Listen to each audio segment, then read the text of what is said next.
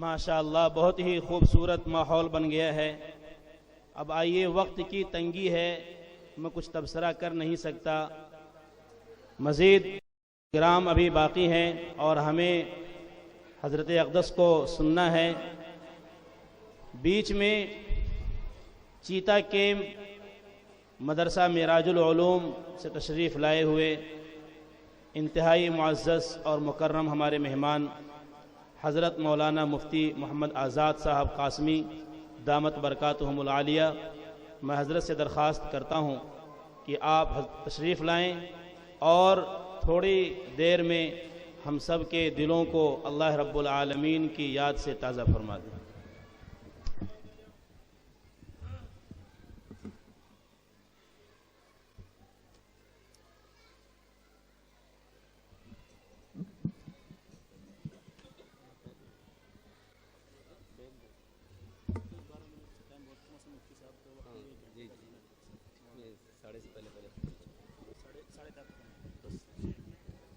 الحمد لله نحمده ونستعينه ونستغفره ونؤمن به ونتوكل عليه ونعوذ بالله من شرور أنفسنا ومن سيئات أعمالنا، من يهده الله فلا مضل له ومن يضلل فلا هادي له، ونشهد أن لا إله إلا الله وحده لا شريك له، ونشهد أن سيدنا ومولانا محمدا عبده ورسوله وبارك وسلم تسليما كثيرا كثيرا، أما بعد، أعوذ بالله من الشيطان الرجيم، بسم الله الرحمن الرحيم، ومن يطع الله ورسوله ويخشى الله ويتقه فأولئك هم الفائزون، صدق اللہ العظیم۔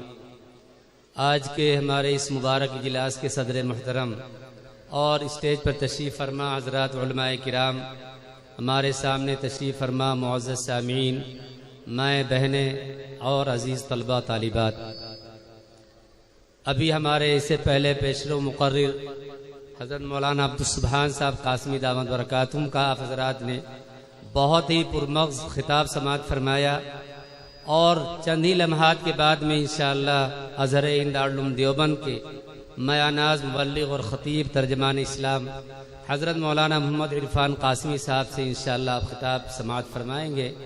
حضرت کے حکم پر چند باتوں کے لیے حاضری ہوئی ہے، جیسا کہ حضرت امام صاحب نے اعلان فرمایا ہے۔ میرے محترم بزرگوں، ہم لوگوں پر دو ذمہ داریاں ہوتی ہیں، دو قسم کی ذمہ داریاں ہیں۔ ایک ذمہ داری ہمارے اوپر بحیثیت انسان ہونے کی ہوتی ہے، اور دوسری ذمہ داری میرے بزرگوں بحیثیت مسلمان ہونے کی ہے۔ انسان ہونے کے ناطے سے جو ذمہ داری ہمارے اوپر عائد ہوتی ہے، اس میں ہر شخص، ہر انسان، بلکہ آگے بڑھ کر کے کہا جائے دنیا کا ہر جانور، ہر جاندار اپنے بودباش رہن سہن کا انتظام کرتا ہے، اپنے گھونسلے بناتا ہے، اپنی رہائش گاہ بناتے ہیں، اور ساتھ ساتھ اپنے روزی کا انتظام کرتے ہیں۔ وہ لوگ جو کئی خداؤں پر یقین کرتے ہیں یا کوئی خدا نہیں مانتے، ایسے لوگ اس کوشش میں ہم سے زیادہ آگے نظر آتے ہیں۔ یہ بات میرے دوستو اچھی طرح ذہن میں رہنی چاہیے کہ یہ بحیثیت انسان ہونے کی جو ہماری اس دنیا میں دارالاسباب ہے، یہاں ہم اگر ہاتھ پیر نہیں چلائیں گے، اپنی ذمہ داریوں کو محسوس نہیں کریں گے، تو اس کا نقصان، اس کا خمیازہ زیادہ ہم کو اس دنیا میں بھگتنا پڑے گا۔ اس کا اثر یہ ہوگا کہ ہمارے جسم پر اچھے کپڑے نہیں ہوں گے، ہمارے دسترخوان پر اچھا کھانا نہیں ہوگا، ہم بیمار ہو گئے، اچھے اسپتال میں ہمارا علاج نہیں ہو سکے گا، اور طرح کی مشکلات ہمیں پیش آئیں گی، لیکن ان تمام مشکلات کا خاتمہ موت پر ہو جائے گا۔ لیکن جو دوسری ذمہ داری ہے میرے بزرگوں، بحیثیت مسلمان ہونے کے، وہ ذمہ داری کہیں اہم ہے۔ بحیثیت مسلمان ہونے کی ہماری ذمہ داری کیا ہوتی ہے؟ آپ ایمان مجمل اور ایمان مفصل، یہ کلمہ اسلام ہے، ایمانیات اور عقائد سب اس میں بیان کیے گئے ہیں۔ ایک بھی چیز میں اگر کمی کوتاہی رہ گئی، آمنت باللہ وملائکتہ وکتبہ ورسلہ والیوم الآخر والقدر خیرہ وشرہ من اللہ تعالی والبعث بعد الموت، یہ عقائد ہیں۔ ایمان کے 5 شعبے، عقائد، عبادات، معاملات، معاشرت، اخلاق، یہ ایمان کا پورا حصہ ہے۔ صرف عبادات ایمان کا حصہ نہیں، سب سے اول نمبر پر ایمانیات، عقائد ہے میرے دوستو۔ اس میں اگر ہم سے آپ سے کمی کوتاہی ہوئی تو اس کا نقصان، اس کا خمیازہ اس دنیا میں بھی ہم کو نظر آئے گا، بھگتنا پڑے گا، اور اصل نقصان کا سلسلہ شروع ہوگا آنکھ بند ہونے کے بعد۔ برزخی زندگی یعنی قبر کی پہلے آخرت کی منزل قبر ہے، یہیں سے اس کی شروعات ہو جاتی ہے۔ یہ ہمارے اکابرین، بزرگان دین، علماء کرام اپنی ذمہ داریوں کو محسوس کرتے ہوئے معاشرے کے اندر پیدا شدہ خرابی، جو ایمان میرے دوستو اتنا عظیم دولت، اتنی عظیم دولت ہے، اتنا عظیم سرمایہ ہے، اس کی حفاظت کے لیے ہماری دنیا بھی بنے، آخرت بھی سنورے، اس کے لیے کوششیں کر رہے ہیں۔ یہ عقائد میرے دوستو، ایمان اتنی عظیم دولت ہے۔ ابھی حضرت مولانا نے ہماری بچیوں کی تربیت کے بارے میں بات کی۔ یقیناً اتنے حیاسوز واقعات سننے میں آتے ہیں کہ آج ایمان کی کمی، دینیات کی، اسلامیات کی کمی، تربیت کا فقدان، یہ اس قدر ہے ہماری ماں اور بہنوں میں، ہمارے بچوں میں، کہ ہم کو یہ تمیز تک نہیں رہ جاتی ہے کہ ہم اپنے شریک حیات کے انتخاب کے لیے گھر کے ذمہ داروں کا سہارا لیں یا از خود کام کریں، اور اس کے لیے ہمارے انسان ہونا کافی ہے یا مسلمان ہونا ضروری ہے۔ کتنی ایسی بچیاں ہیں، سر شرم سے جھک جاتا ہے جب یہ سننے میں آتا ہے کہ فلاں لڑکی غیر مسلم کے ساتھ میں اس نے اپنے شریک حیات کا انتخاب کر لیا اور وہ فلاں جگہ رہتی، فلاں آفس میں کام کرتی۔ ایسی ایک دو نہیں، بے شمار مثالیں ہیں۔ ان کا ایمان بھی جاتا ہے، ان کی دنیا بھی برباد ہوتی ہے، اور آخرت تو خیر برباد ہوتا ہی ہوتا ہے۔ اس لیے ہمارے اکابرین سر جوڑ کر بیٹھتے ہیں، فکر کرتے ہیں کہ ہمارا ایمان کیسے محفوظ رہے۔ تو میرے دوستو، یہ قو انفسکم واہلیکم نارا، یہ قرآن کریم کا اللہ رب العزت کی طرف سے اعلان، یہ بہت ہی اہمیت رکھتا ہے۔ ہم کو اپنے آپ کو بھی دوزخ سے بچانا ہے اور اپنے بچوں کو، اہل و عیال کو بھی بچانا ہے۔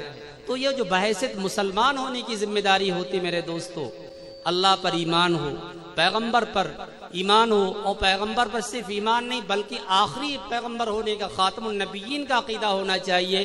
آج طرح طرح کے فتنے جنم لیتے ہیں، کہیں شکیلی کا فتنہ آ جاتا ہے، کہیں مہدوی فتنہ آتا ہے، طرح طرح کے فتنے وجود میں آتے ہیں، اور ہمارے کالج اسکول کے پڑھے ہوئے لڑکے وہ ایسے خبط الحواس ہو جاتے ہیں، علماء کرام سے رشتہ جو توڑ لیتے ہیں، وہ ان کی ضرورت نہیں محسوس کرتے کہ ہم، اگر کوئی ہم کو بہکا رہا ہے، ہمارے ایمان کی سودے بازی کر رہا ہے، تو کم از کم اپنے علاقے کے اہل علم سے، علماء سے، مفتیان کرام سے رابطہ کرے۔ میرے دوستو، اگر آپ کا ایمان ختم نبوت کے بارے میں متزلزل ہوا تو آپ کا ایمان ختم ہو گیا۔ اسی ایک بات کی کمی کوتاہی سے آپ دائرہ اسلام سے خارج ہو جائیں گے، یہ متفقہ علماء اسلام کا فتویٰ ہے۔ اس لیے آپ کالجوں میں، اسکولوں میں پڑھائیں۔ ایک بچے سے 20-21 سال کا نوجوان رہا ہوگا، میں نے پوچھا کہ وہ ایسے بات کرتا ہو نظر آیا، کہا مرنے کے بعد قبر، اس کے عذاب، اس میں جو مشکلات ہوتی ہیں، یہ تو مجھے نہیں سمجھ میں آتا کہ یہ یقینی بات ہوگی، یہ تو علماء کرام کے مولویوں کی باتیں لگتی ہیں۔ میں نے اس بچے سے پوچھا کہ کیا نام ہے جناب آپ کا؟ بتایا میرا نام ایوب ہے۔ میں نے کہا افسوس کی بات کہ تمہارا نام پیغمبر کے نام پر ہے اور تمہارا عقیدہ یہ ہے۔ میں نے پوچھا جناب کیا کرتے ہیں، کیا پڑھتے ہیں، کہاں پڑھتے ہیں؟ کہا میں فلاں کسان ڈگری کالج میں پڑھتا ہوں۔ آج ذہنی ارتداد بہت شدت سے پھیل رہا میرے دوستو۔ ایمان کا تحفظ، پیغمبر عبادت اچھی طرح ذہن میں رہنی چاہیے۔ قرآن میں اللہ نے اعلان کر دیا، ما کان لنبی ان یستغفر للمشرکین ولو کانوا اولی قربا، کہ کسی نبی کے شایان نشان نہیں ہے کہ کسی مشرک کے لیے وہ دعائے مغفرت کرے، ولو کانوا اولی قربا، وہ کتنا ہی قریبی نزدیکی خاصم خاص کیوں نہ ہو۔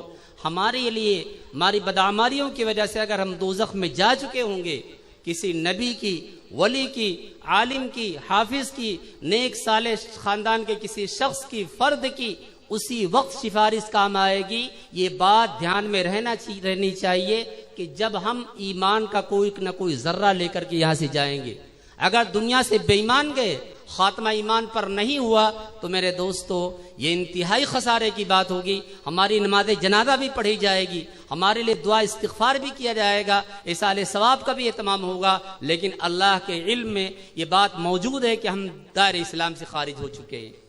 یہ جو آیت کریمہ میں نے پڑھی تھی میرے دوستو, اس آیت کریمہ سے متعلق مختصراً میں عرض کروں گا. حضرت عمر رضی اللہ عنہ کی خدمت میں روم کا ایک دیہاتی شخص آیا اور اس نے کلمہ اسلام پڑھ کر کے اسلام کو قبول کیا. حضرت عمر رضی اللہ عنہ نے اس سے پوچھا کہ تم کیوں مسلمان ہوئے, کس وجہ سے مسلمان ہو گئے؟ تو اس نے کہا کہ میں نے آسمانی کتابیں تورات, زبور, انجیل میں نے پڑھی, اور ابھی حال میں نے ایک مسلمان قیدی سے یہ آیت کریمہ میں نے سنا.